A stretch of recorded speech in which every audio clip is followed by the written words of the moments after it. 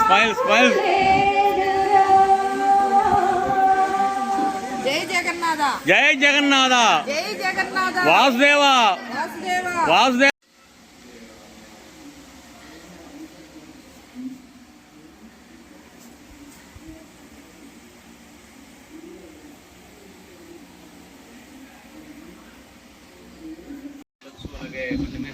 అలాగే భగవంతుని చేరుకుని అనేక మార్గాలు ఉన్నప్పటికీ కూడా యజ్ఞ ఆరాధన ద్వారా ఆయన యొక్క అనుగ్రహాన్ని మనం తొందరగా పొందేందుకు అవకాశం ఉంది.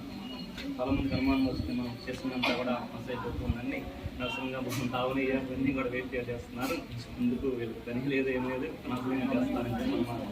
కానీ దేవానాం ఆద్యమాహారం యొక్క దేవతలకి భూలోకంలో అమృతమైన ఆహారం ఆవు నెయ్యి.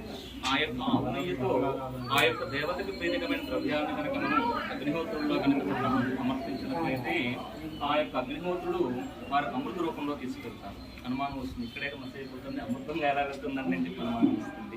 చూడండి, మనకి ఇక్కడ కరెన్సీ వాడుకలో రూపాయి వాడుకలో ఉంది కరెన్సీ మన భారతదేశంలో. అదే మన బంధువులు స్నేహితులు అమెరికా వెళ్ళారనుకోండి, అక్కడ ఏముంటుంది వాడుకలో, వాళ్ళు అక్కడ నుంచి ఇక్కడికి డబ్బులు పంపించారనుకోండి, డైరెక్ట్గా మనకు వచ్చేస్తున్నాయా? మధ్యలో ఒక సంధానకర్త ఉంటుంది. అంటే ఆ యొక్క డాలర్కి తగిన విధంగా మన రూపాయిని, అది ఇక్కడ నుంచి రూపాయిని పంపిస్తుంది, రూపాయి తగిన విధంగా డాలర్ని దాని యొక్క మారక విలువని నిర్ధారణ చేసి ఎట్లయితే ఎక్స్చేంజ్ చేస్తూ ఉన్నారో అలాగే అగ్నిహోత్రులు కూడా ఆ యొక్క దేవతల నుండి వచ్చేటువంటి మనం ఇచ్చేటువంటి ఆహుతులను వాళ్ళకి అమృత రూపంలో తీసుకువెళ్ళి వారి నుండి వచ్చేటువంటి అనుగ్రహాన్ని మనకి త్వరగా అందింపజేస్తూ ఉంటారన్నమాట. అందువల్ల విశేషంగా స్వామికి లక్ష తులసి దళాలతో వచ్చిన, అంటే ఒక తులసి దళంతో చేస్తేనే ఆయన చాలా ప్రీతి కలుగుతారు. అందరికీ కూడా తెలుసు, తులాభారంలో సత్యభామ ఎంత కోసినప్పుడే సకల సంపదలు పట్టినప్పటికీ కూడా ఆయనతో కూడా కానీ రుక్మిణీదేవి ఒక తులసీదళంతో తన యొక్క భక్తితో స్వామికి ఒక తులసీదళం అట్లా వేయంగానే పరమాత్మ ఆ యొక్క తులసీదళానికి చాలా ప్రీతిపాత్రుడై పొందుతాడనమాట. కొన్ని లక్ష తులసీదళాలతో ఆ యొక్క పాల్గొంటున్నారు. అలాగే ఈవో గారు కూడా ఇంకా భక్తుల సహకారం ద్వారా ఏర్పాటు చేశారు. అలాగే విశేషప్రదమైన యజ్ఞాన్ని కూడా మనం చేసుకున్నాం.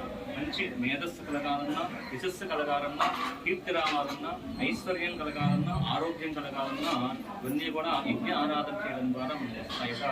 ఇవన్నీ కూడా మనం అనుగ్రహిస్తున్నాము అని చెప్పి మీ మనసులో ఉన్న కోరిక చెప్పుకొని నిజంగా ఇక్కడ నుంచి దర్శనం చేస్తుంది. తర్వాత మిగిలిన వాళ్ళందరూ కూడా చేస్తాం. 2 ప్రదక్షిణాలు